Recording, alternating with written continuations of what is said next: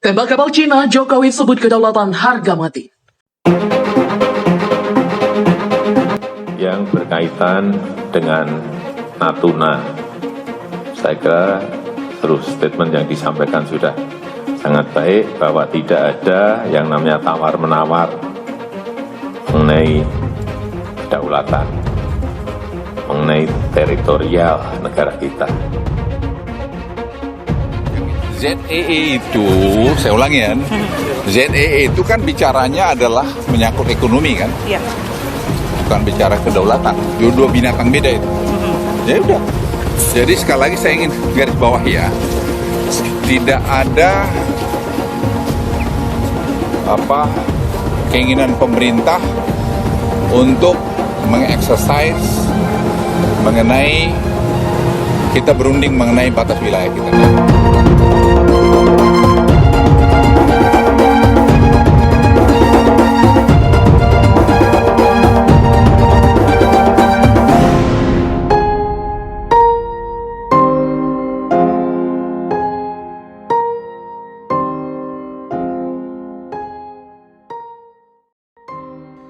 Juru bicara Presiden Johan Budi Satto Prabowo mengatakan Presiden Joko Widodo menginstruksikan seluruh jajarannya untuk terus mempertahankan kedaulatan wilayah Indonesia. Arahan ini dikeluarkan Jokowi menyikapi insiden penembakan kapal nelayan Cina oleh kapal perang TNI AD. TNI Angkatan Laut di perairan Natuna. Kedaulatan itu nomor satu, harga mati dan harus dipertahankan, kata Johan mendudukan ucapan Jokowi di Kompleks Istana Kepresidenan. Jokowi juga menegaskan kedaulatan Indonesia harus dijaga tanpa mengurangi hubungan baik dengan seluruh negara, tak hanya Cina. Instruksi disampaikan Jokowi sebagai Menteri Luar Negeri Retno Marsudi dan Menteri Koordinator Politik Hukum dan Keamanan Luhut Binsar Panjaitan yang menyambangi istana siang tadi.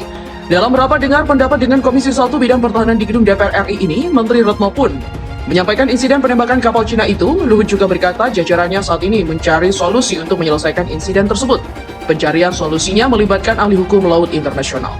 Luhut menyatakan penembakan kapal Cina oleh TNI AL sesuai dengan prosedur dan pemerintah Indonesia tidak pernah mengakui traditional fishing zone Cina di kawasan Natuna. Zona ekonomi eksklusif ialah wilayah perairan yang berjarak 200 mil laut dari garis pangkal. Dan di sini Indonesia berhak melakukan eksplorasi, eksploitasi, konservasi, dan juga pengelolaan sumber daya alam. Tidak ada alasan untuk Indonesia ada persoalan dengan Tiongkok karena Indonesia pada posisinya sudah jelas. Semua aturan-aturannya di ZEE. Secara terpisah, pakar hukum internasional dan mantan diplomat Hasim Jalal menyambangi kantor Menko Polhukam berkata serupa.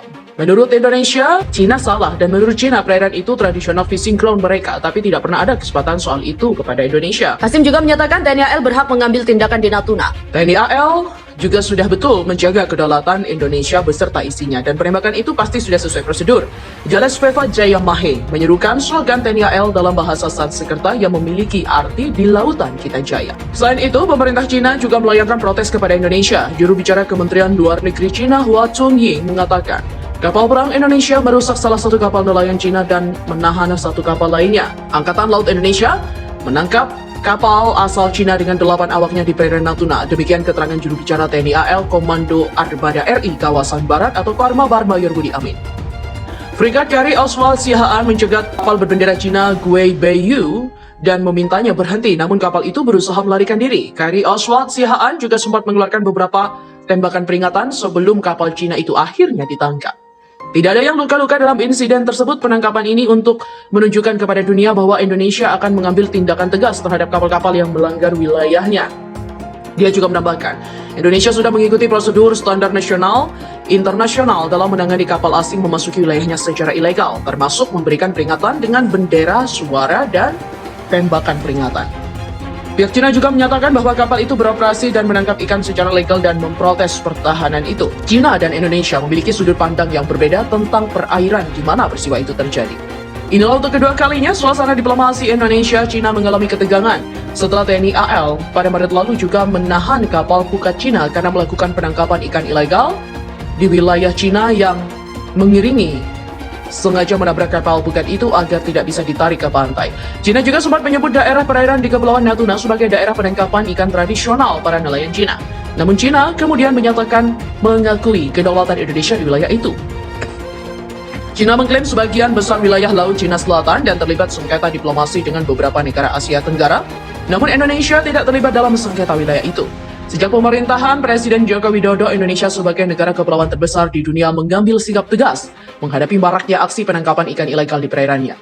Komando Armada 1 Koarmada 1 TNI Angkatan Laut tak menoleransi melakukan aktivitas di wilayah zona ekonomi eksklusif Indonesia di Laut Natuna Utara, Kepulauan Riau. TNI AL juga tidak menoleransi segala bentuk pelanggaran di Laut Natuna Utara, kata Kepala Dinas Penerangan Koarmada Letnan Kolonel Laude Muhammad kepada Kompas.com.